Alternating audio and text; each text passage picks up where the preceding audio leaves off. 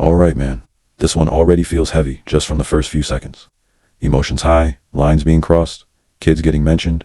You already know this is about to go left. Let's get into it. Long-term damage that could make. Our entire life, we've done everything to protect our child, ensured that she's never, ever, ever needed anything whatsoever. Pray for me and my family. And at this point, I've been advised not to say anything else about it. So that's all I've been authorized to say. Had a couple emergency phone calls. The only thing that I can say at this point is that I can't say anything else about it. First, I need to go and make sure that my daughter is okay. And so it's a lot of tests.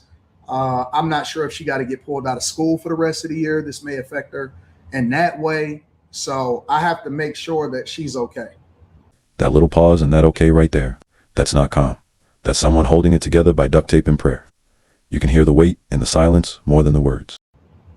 She's no longer safe even going to school anymore. We got to protect our babies. Under no circumstances will I ever allow for my daughter to go under. So wait a minute. Are you guys telling me, some of you, because I see the overwhelming majority of you are logical, are you guys telling me that it is okay for people to go after underage children? I have to figure out how to pick up the pieces. This is the line that hits because, at this point, it's not even about pride or winning an argument. It's about damage control. When someone says this, you know something went way too far. I have to figure out how to pick. Corey, he won. Corey and Craig, you win. You win, I give up. I have to figure out what collateral damage happened after that. You guys win. I got to figure out how to pick up the pieces. Family is in shambles. Daughter is in shambles. Literally having my wife take her over to get evaluated and figure it out, because crying inside of the principal's office trying to figure out what to do. Crying in the principal's office. Nah, man, this is where the tone completely shifts. Internet beef should never end up spilling into school offices and evaluations. That's where people got to start asking, was this really worth it? Miss Shambles. This is what I'm trying to tell you, man. You want to talk about everybody else, wife, kids, and everybody, but when somebody say something about you, y'all got to go to therapy. Our chicks was looking dusty as right? And so I'm looking at these women, and the women's breath stink. The kids is dirty and nasty. Kids is dirty and nasty. Hey, look here, boy. I'm going to give you an out. You leave me alone, I'm going to leave you alone. But if you don't, it's going to be more monkey business. See, now this right here. This is where escalation starts. Once threats and coded language come out, it stops being commentary and turns into ego versus ego. And nothing good ever comes after that. Christian first. I'm a Christian first. Yo, it's Big Ant, the spokesman, man. We back. Another edition of Urban Politicians TV, UPTV. Make sure you stay on your pivot at all times, man. Had to come tap in on the latest installment between Corey Holcomb and Anton Dales. It is the wit up another notch once again. Okay. Now we zoom out. This ain't just emotion. This is context.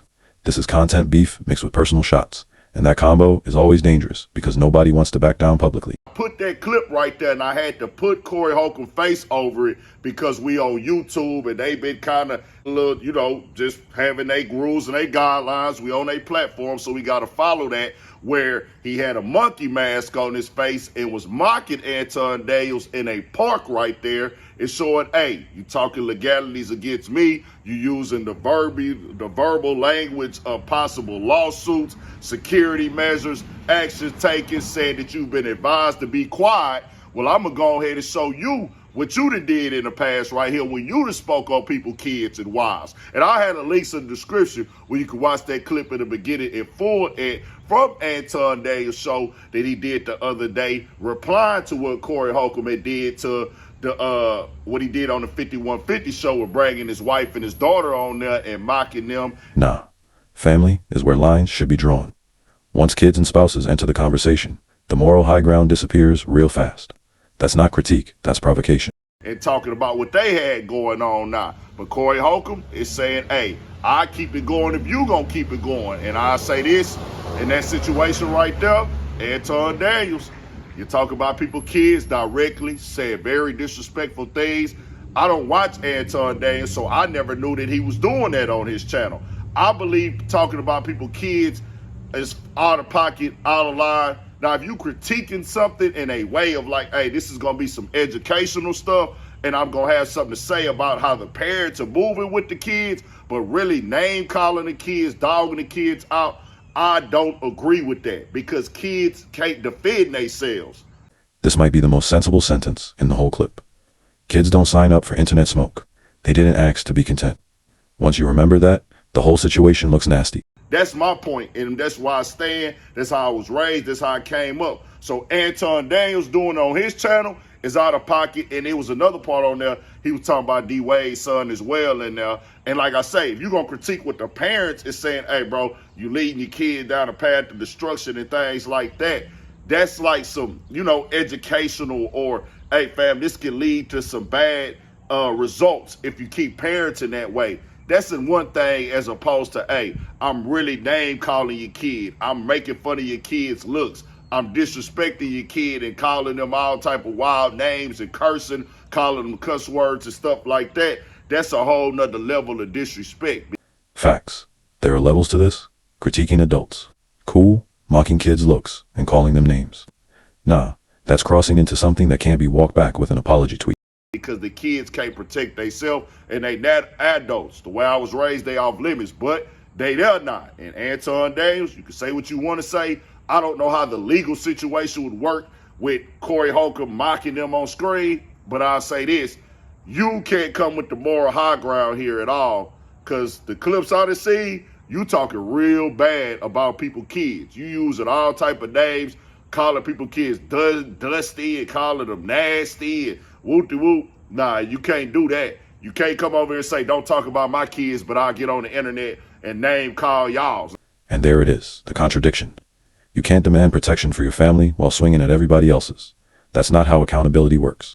Now, you can do what you want to do. That's you is who you is, a man. You got your own life, but you can't use that high ground with me at all. So Corey Holcomb is saying, I came to play chess now. What are we doing? And somebody put out the video.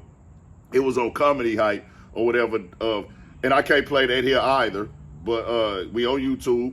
They put out the video of Corey Holcomb getting into that altercation with the woman where he had mustard in his face and they was arguing outside. She had put her finger in his face and he put mustard and stuff and a little altercation broke out. I don't know who put that, who gave them that, or was they sitting on that? I don't know what happened with that right there, with them putting that out right now. Crazy timing. If we keep it at 100, we can call that for what that is. But I'll be real with y'all. Corey Holcomb does not care. I'll be honest with you. He knows that. He lets it be known. He has it overstood. I don't expect him to care. This line is wild because it's honest. Some people don't care about optics, backlash, or morals. They care about winning. And when that's the mindset, collateral damage becomes acceptable. We'll speak on it. I'll say what I don't agree and disagree with. His audience knows that he don't care. Just keep it at 100. So him and Anton Daniels going back and forth. Anton Daniels went in there with a purpose and a goal to get Corey Holcomb out of character, to try to make him look like a fool on this show. He went in there with bad intentions. Intent matters. If you walk into a space trying to embarrass somebody, don't be shocked when things explode. This is one of those poke the bear moments that went exactly how you'd expect. The way he was circle talking, not answering questions direct, kind of doing underlining jabs towards Corey Holcomb till it got to the point where it eventually went all the way left between them two. But he brought this on himself. I'm not okaying Corey Holcomb going back and talking about his daughter at all. I'm not with that. I wouldn't do that. I don't do that to people. That's just the way I was raised. But if Anton Daniels don't go to that show with the bad intentions, we don't get to this point now where he put your daughter up on the screen. You knew what you went there to do. You wanted to make bro look like a fool, and now he out here beating you at your game because he's showing you how you to call people kids out their name. Y'all tell me what y'all think. It is what it is. We got more coming, more videos, all that. 1,000 for Shit Show. Stay on your pivot. At the end of the day, this whole situation is a reminder. Internet clout fades, but family damage doesn't. Once kids get involved, everybody already lost. Let me know what you think though. Was this inevitable, or did somebody push it too far? I'll catch y'all in the next one.